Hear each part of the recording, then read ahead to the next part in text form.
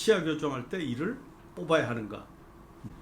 발치 교정이냐, 비발치 교정이냐? 네.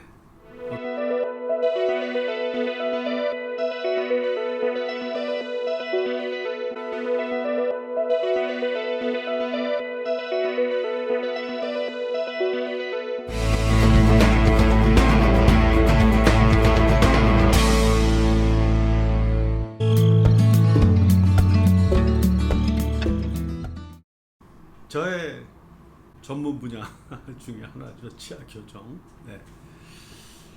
네, 교정할 때 발치 여부는 당사자뿐만이 아니고 부모님들에게도 큰 관심사이죠. 네.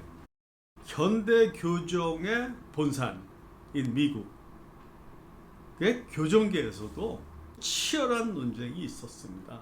네, 교정할 때 발치를 해야 되느냐, 안 해야 되느냐. 네. 역사적으로 좀 살펴보면 미국에서 현대적인 치아 교정이 처음 시작된 1800년대 후반, 네, 그때는 비발치 교정이었어요. 네. 왜냐? 현대 교정의 아버지 라는 소리를 듣는 에드워드 앵글은 철저히 비발치론자였어요. 네. 그리고 그 사람이 교정이라는 분야를 만들고 제자들을 키웠는데 이 제자들에게 절대로 발치하면 안 된다. 네. 그러면 치아가 삐뚤어진 경우는 어떻게 할 거냐? 그런 경우는 턱뼈를 넓혔어요.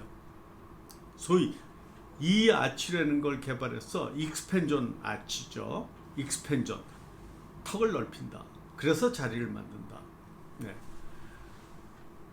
이 에드워드 앵글의 힘이 워낙이 막강했기 때문에 제자들은 불만이 있어도 아무 소리 못하고 비발치를 따라서 한 거죠. 그러다가 이제 앵글이 죽은 다음에 앵글의 제자들이 발치해야 된다. 무슨 소리냐? 발치하지 않고 턱을 넓혀가지고 교정을 했더니 얼굴 모습이 망가지더라. 그러니까 돌출이 되는 거예요, 전부. 삐뚤어진 거를 뭐 이를 안 뽑고 가지런히 피다 보니까 전부 앞니를 앞으로 이동할 수밖에 없었거든요. 그래서 앞니와 입술이 돌출이 됨으로써 얼굴이 망가졌다. 그래서 발치를 해야 된다. 그런데 이 반작용에 의해서 지나친 발치 쪽으로 또 저울추가 이동을 했어요. 그래서 1940년대, 50년대 어린 시절을 지낸 미국인들 얼굴을 보면 발치를 안 해야 되는데 발치를 했기 때문에 얼굴 모양이 완전히 합주기, 코는 크고 턱도 나왔는데 입술은 쭉 들어간 합주기 같은 인상이 많이 만들어졌어요. 그래서 또 거꾸로 발치에 대한 비판이 많아서 이제 1970년대 이후에 발치 교정과 비발치 교정이 좀 균형감을 잡았다. 미국은 발치 교정 대 비발치 교정의 비율이 3대 7 정도 됩니다. 발치 3, 비발치 7. 근데 우리나라는 발치 교정 6, 비발치 교정 4 정도의 비율이에요. 네. 왜 그러냐면 서양인하고 한국인하고 골격 구조도 다르고 얼굴 모습이 다른 그 인종 간의 차이 때문에 비율이 그렇게 차이가 있는 것입니다. 그런데 사실 기술적으로는 치아가 아무리 심하게 삐뚤어져 있어도 비발치 교정이 가능합니다. 이 에드워드 앵글 시대처럼 턱뼈를 확장하거나 또 앞니를 삐뚤어진 앞니를 앞으로 이동시키면 공간을 얻을 수 있어요. 그 기술적으로는 거의 모든 케이스가 비발치 교정이 가능하다. 그런데 문제는 앞니가 돌출되게 되죠. 그렇게 되면 코가 낮아 보이고 턱이 없어져 보이고 입술이 돌출돼 보이고 또 입술이 돌출되면 입을 좀 벌리고 있게 되기 때문에 코 호흡을 못하고 입 호흡을 하게 되는 그런 건강적인 그 부작용이 있게 됩니다.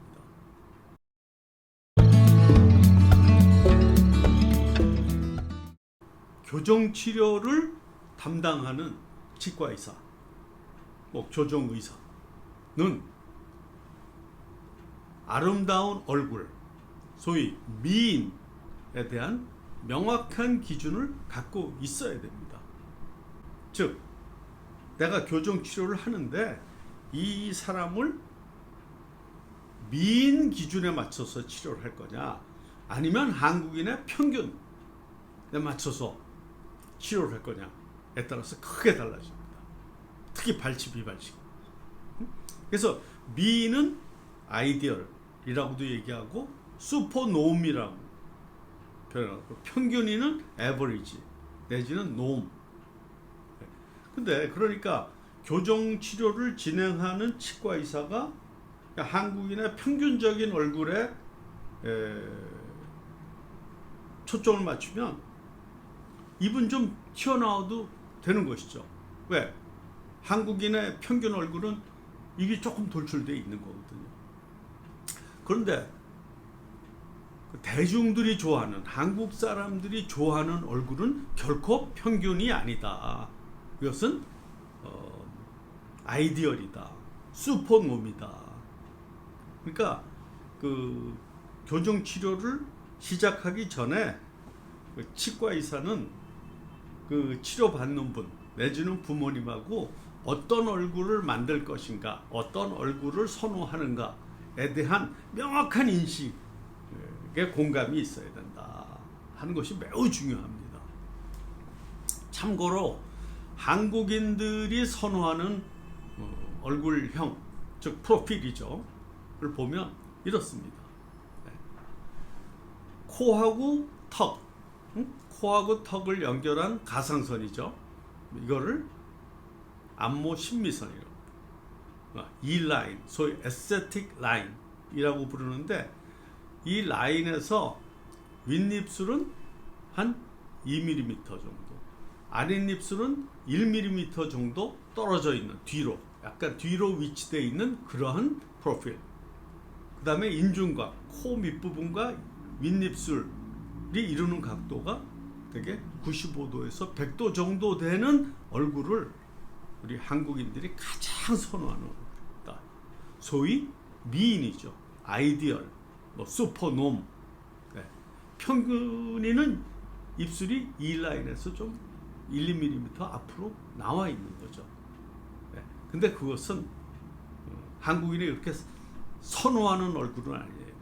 그건 평균 얼굴이죠. 그 다음에 또 하나 중요한 것은 시뮬레이션이라는 겁니다. 교정 치료를 시작하기 전에 엑스레이, 얼굴 사진, 이거를 가지고 교정 후에 만들어질 얼굴 모습을 예측해 보는 그런 기법이에요. 이거는 비발치를 했을 때는 어떤 얼굴 모습이 될 거고, 발치를 했을 때는 어떤 얼굴 모습이 될 건가를 시뮬레이션 해보는 거예요. 그것으로서 또 발치할 건가 비발치할 건가를 결정하는 좋은 잣대로 삼을 수가 있습니다. 그러니까 발치 교정이냐 비발치 교정이냐, 거기에 대해서는 치료를 진행하는 의사가 균형감을 갖는 것이 중요하다. 삐뚤어졌지만 비발치로 치료하는 사례도 있고, 또 삐뚤어지지 않았지만 돌출 때문에 발치하는 사례도 있는 것입니다. 어떤 치과에서 비발치 교정의 할인 이벤트 하는 사례를 봤습니다. 네. 이거는 아주 비윤리적인 상술이죠. 그 비발치 교정을 하면 발치를 하지 않기 때문에 치아 이동을 많이 안 해도 돼요. 그래서 교정 치료 경험이 그렇게 아주 많지 않은 그런 치과 의사들은 사실 비발치 교정을 좀 선호하는 경향이 있어요. 오늘의 주제, 치아 교정할 때 이를 뽑아야 하는가에 대해서는 사례에 따라 다르다. 이를 위해서는 아주 정밀한 진단, 그 다음에 치료 디자인. 치료 디자인도 치아에 초점을 맞춰서 할 거냐, 아니면 얼굴 밸런스에 초점을 맞춰서 할 거냐. 치아 디자인이냐, 얼굴 디자인이냐. 에 따라서 많이 달라질 수 있습니다. 그렇기 때문에 그 교정 치료를 받을 때는 그 치과 원장님하고 나는 어떤 얼굴, 지금의 나의 얼굴이 어떻다, 그런 것들을 같이 또 심도 깊게 소통을 하는 것이 치료를 시작하기 전에 매우 중요한 겁니다.